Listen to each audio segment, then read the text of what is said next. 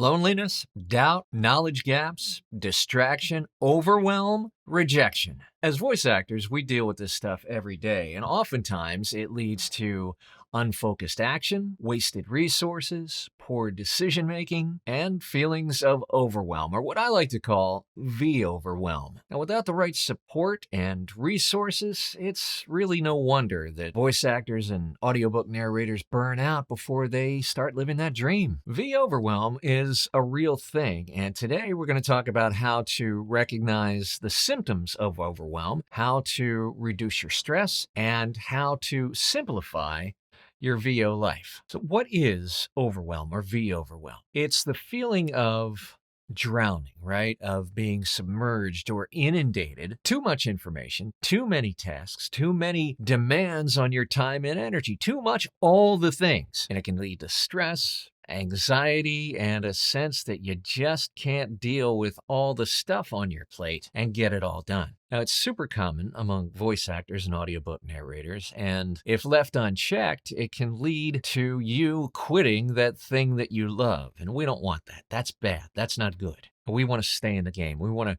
keep doing what we love and loving what we do, and we can't do that if we're constantly feeling anxiety and stress and overwhelm, and in the end, feeling like we're not making any progress. So now that we know what it is, how do we manage it, right? How do we tame the overwhelmed beast? Here are 7 strategies to do just that. Number 1, prioritize. You simply just can't do all the things. True in life, true in business, and definitely true in voiceover. Your time is your most valuable asset. I've said that 100 times before. And how you spend it, where you spend it, and with whom you spend it will in a large part determine the quality of your life, your relationships, and your business. Now, if you've ever heard of the Pareto principle, it says that 80% of the effects, by the way, it's also called the 80-20 rule or the law of the vital few, says that 80% of the effects come from 20% of the causes. In other words, a relatively small amount of the inputs, the 20%, usually determine a disproportionate amount of the outputs. That's the 80%. And you can apply the Pareto principle to just about anything: business, life, personal finance, you name it. What are the vital few behaviors, acts, habits that you can do every day that have the biggest impact? And do that stuff to the exclusion of all that other shit that doesn't matter. I hear it all the time, right? I don't have time to do X.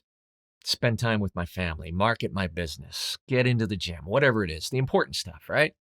Yes, you do. But you have to sacrifice the distractions, the mind candy, the stuff that just doesn't add to the quality of your life. Because, look, we all only get 24 hours. Number 2, schedule. Now, I honestly hate this old trope, but it's true. Failure to plan is planning to fail. What are your vital few priorities, and how are you going to make time for them? You're going to schedule them. Scheduling literally means you're making time for them. When you schedule ahead of time the impactful behaviors in your business or your life, you're creating what psychologists call a commitment device. I call it pre-deciding, right? You are making a commitment now, which will determine your acts at some point in the future. By deciding now exactly where and when you will execute your behaviors, later today, later next week, this month, this year, you are literally committing to, in writing, if you schedule it, either on paper or electronically, it doesn't matter. What matters is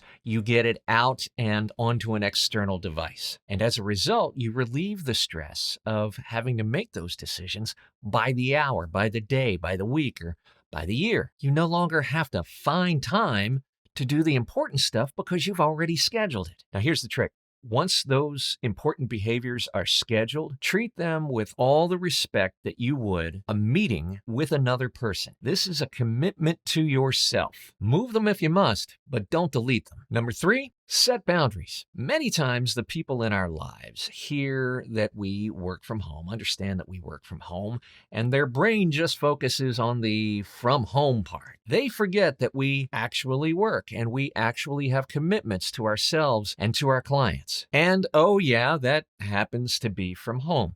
Look, it's not their fault. They have to be taught or trained that we have the same or maybe even a higher level of commitment to our businesses and to our clients that anybody that wants to do good work does. And that means having sometimes calm, kind conversations with our loved ones to set and establish those boundaries. It also means setting boundaries with clients. If you, for example, don't work weekends to honor your time with your family, then set and hold that boundary. And the sooner you set expectations with your clients, the sooner you establish those boundaries, the less of a chance later on down the road that you're going to negatively surprise a client. And lastly, it also means setting boundaries with yourself. And that's where scheduling and commitment devices can really help. If you're going to ask others to respect your boundaries, then you have to respect your own boundaries, your commitments to yourself. Number 4, declutter. Marie Kondo is famous for her approach to decluttering, right? She says, keep only the things that speak to your heart and spark joy, and take the plunge and discard all the rest. Now, when it comes to decluttering your overwhelm, you need to zoom out, right? And from a high level, ask yourself, what speaks to your heart? What sparks joy in you in terms of how you spend your time and energy? What behaviors ultimately have the biggest impact to the quality of your life? And I'm not talking even today. I'm talking about today and for the rest of your life. Discard all the rest. Number 5, get in community. One of the biggest causes of VO-verwhelm is the fact that what we do is by nature at best isolating, and at worst downright lonely, and it's super easy to get really squirrely and up in your head and think, oh my God, all these problems I have, all these struggles I have, they're completely my own, because you're not in community, you're isolated, you're not talking to anybody else, and therefore you have no frame of reference. But when we get into the company of others who do what we do, we find commonality and community. We find out that we're all having roughly the same struggles, right? We're certainly not the only ones going through this stuff. The only thing that changes is each one of us is on a little bit different point in our journey.